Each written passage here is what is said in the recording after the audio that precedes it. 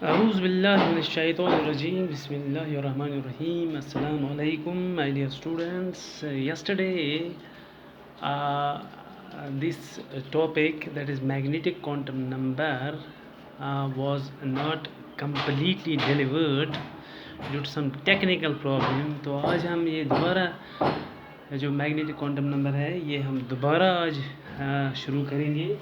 तो जहाँ तक मैग्नेटिक क्वांटम नंबर का सवाल है, दिस मैग्नेटिक क्वांटम नंबर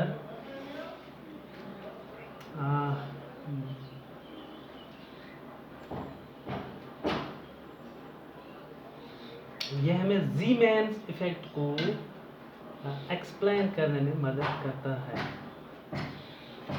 तो this magnetic quantum number was introduced. क्यों ये इंट्रोड्यूस किया गया? तो जब ये देखा गया कि जो इलेक्ट्रॉन है, due to its orbital motion, it generates an electric field. जो ऑर्बिटल मोशन का, जो इलेक्ट्रॉन का जो ऑर्बिटल मोशन है, इस ऑर्बिटल मोशन की वजह से the electron generates electric field, which in turn, this electric field in turn produce magnetic field. ये तो हमें पता है, जब भी किसी जगह इलेक्ट्रिक फील्ड जनरेट होता है तो इलेक्ट्रिक फील्ड जो है that in turn produces magnetic field. तो when the external field is applied, when we apply the external field, so this magnetic field interacts with the external field. So with the result, the influence of the external magnetic field is that the electrons of a subshell can orient themselves in certain preferred regions of space around the nucleus called orbitals. तो उन preferred जो orientations है, the electron present in a subshell will orient themselves in certain preferred regions of space around nucleus. उनको हम orbitals कहते हैं. This magnetic field tells us the number of preferred orientations of electron present in a subshell. That is, the magnetic field tells us about the number of orbitals present in a subshell. Nutshell में आपको यही याद रखना है कि ये जो magnetic quantum number है, it tells us about the number of orbitals present in a subshell. Present in a subshell. The magnetic quantum number is denoted by M. We denote magnetic quantum number with M. M से हम ये denote करते हैं magnetic quantum number. This M denoted by M, small m. This is the magnetic quantum number. So this magnetic quantum number can take up the values. M can take up the values ranging from minus L through 0 to plus L. यानी minus L से लेकर 0 include करके plus L तक जितने भी values हमें आ जाएंगे, M takes those values. ये जो हमारा मैग्नेटिक क्वांटम नंबर है, it takes those values. यहाँ पर अगर हम एग्जाम्पल देंगे, पहले एग्जाम्पल में अगर हम for L is equal to 0, for L is equal to 0, what is this? This is the subshell S. ये कौन सा सबशेल है? वो सबशेल जिसमें L का वैल्यू 0 के बराबर है होता है, that is S subshell. S subshell. तो यहाँ पर जो M के वैल्यूज क्या क्या आएंगे हमें? M is equal from minus L to plus L, और naturally that comes to be equal to 0. तो कहने का मतलब ये है कि ये जो S subshell है, S subshell has only one orientation in space, or S subshell contains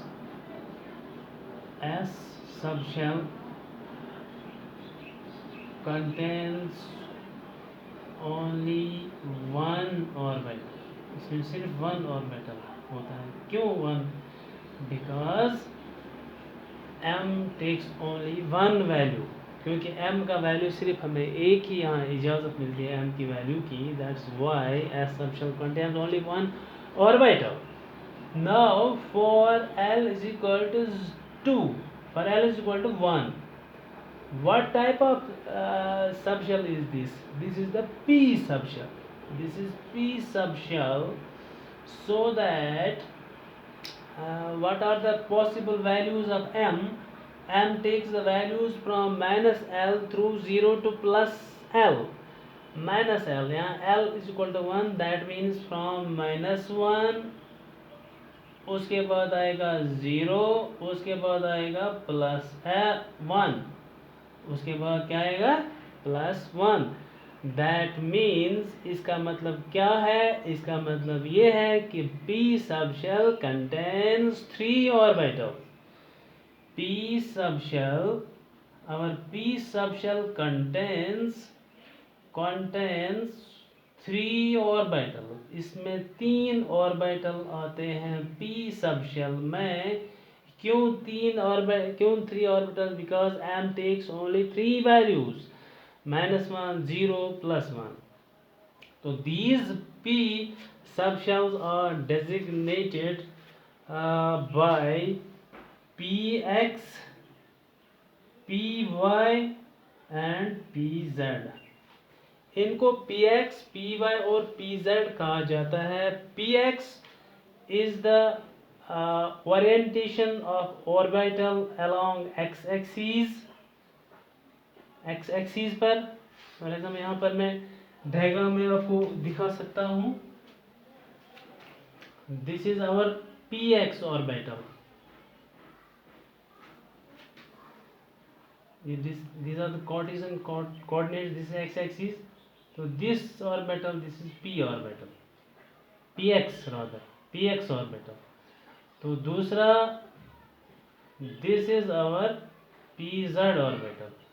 तो this is Pz and this is Py. Sorry, this is Py and this is Pz. These are 3 orbitals for subshell P. P subshell में 3 orbitals होते हैं, Px, Py and Pz. यहाँ पर भी हमें ये prove होता है because M takes the 3 values. Now अगर L की वैल्यू हम 2 लेंगे, now take L is equal to 2. Now take L is equal to 2. What is the name of the subshell? For L is equal to 2, तो subshell का नाम है D subshell. D subshell. It is our D subshell. For L is equal to 2, M can take values from minus L to plus L through 0. That means -2, -1, 0, 1 and 2. These are the possible values of M. These are the possible values of M. So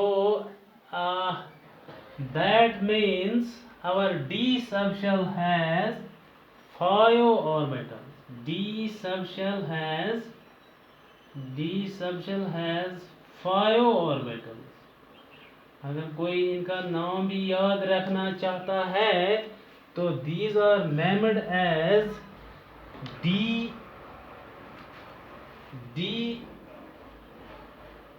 dz square, dxz, dyz, dx square minus y square and dxy. These are the 5d orbitals. 5d orbital. Now for L is equal to 3. Now for L is equal to 3, the subshell is known as F subshell. उसको F subshell कहते हैं. So how many values does M takes? M takes the values from -L, that is -3, -2, -1, 0, 1, 2 and 3. M takes 7 values. That means F subshell has, our F subshell has 7 orbitals. 7 orbital, F subshell में 7 orbital होते हैं।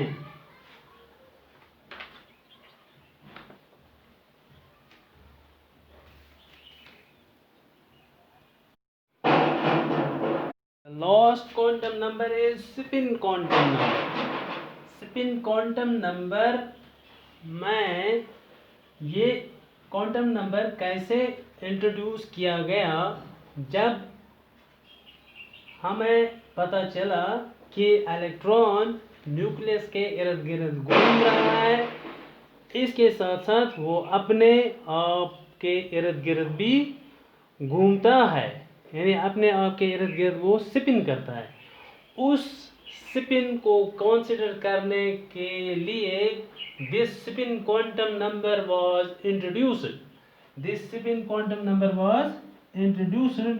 it is represented by S और ms।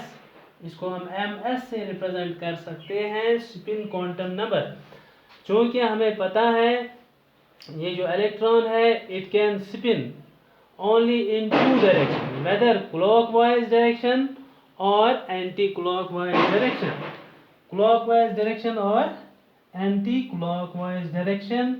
hence for given values of m, तो m के किसी भी value पर s can have only two values, s can have only two values for the given value of m, for given value of m, s can have only two values, सिर्फ दो values s ले सकता है।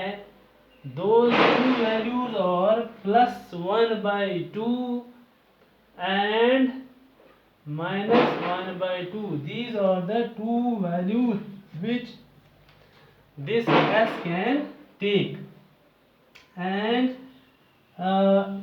these are very often represented by two arrows pointing in the opposite direction। these are represented by two arrows pointing in the opposite direction। इस तरह से हम इसको रिप्रेजेंट कर सकते हैं two arrows। this is the +1/2 and this is -1/2, यानी clockwise direction, and this is anti-clockwise direction। this is our anti-clockwise direction।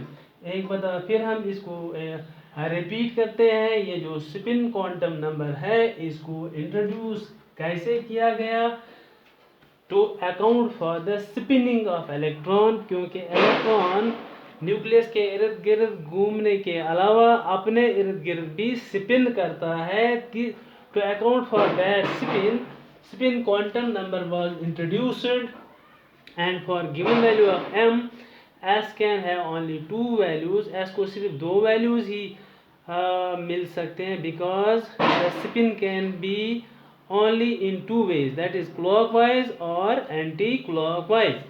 so these can be shown, the values can be +1/2 and -1/2। sometimes these are shown by means of these arrows pointing in this direction।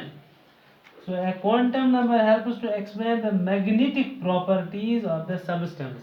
ये बात याद रखिएगा कि this quantum number, that is spin quantum number is this spin quantum number helps to explain the magnetic properties of the substance, the magnetic properties of a substance।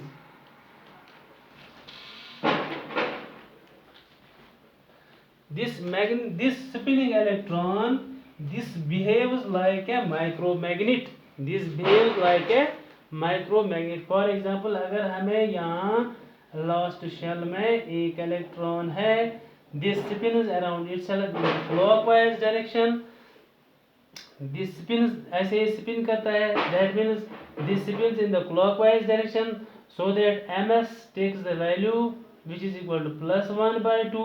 So this spinning of electron, this behaves like a micromagnet with a definite magnetic moment, with a definite magnetic moment. तो अगर एक element के lost shell में एक ही electron होगा तो that element will be paramagnetic, that will be paramagnetic. वो paramagnetic हो सकता है वो because there is net magnetic moment, because there is net magnetic moment, क्योंकि अगर एक इलेक्ट्रॉन होगा तो वो स्पिन या तो क्लॉकवाइज करेगा या एंटी क्लॉकवाइज करेगा, तो there will be the net magnetic moment, that is why that substance will be paramagnetic. अगर लॉस्ट शेल में 2 इलेक्ट्रॉन्स होंगे तो these 2 electrons they have the opposite spin, they spins in the opposite direction, एक clockwise direction में spin करेगा, दूसरा anti clockwise direction में spin करेगा। नतीजा क्या होगा, they cancel each other's magnetic moment, they cancel each other's magnetic moment, each other एक दूसरे के मैग्नेटिक मोमेंट को वो कैंसल करेंगे, क्या करेंगे, कैंसल करेंगे। विद द रिजल्ट इससे क्या होगा, with the result the given substance will B diamagnetic, ये डायमैग्नेटिक होगा, ये डायमैग्नेटिक होगा। तो जिस सब्सटेंस के लास्ट में 1 इलेक्ट्रॉन होगा that will be paramagnetic, and those substance which contains 2 electrons in the last orbital they can be diamagnetic. So this is all for today. Have a nice day.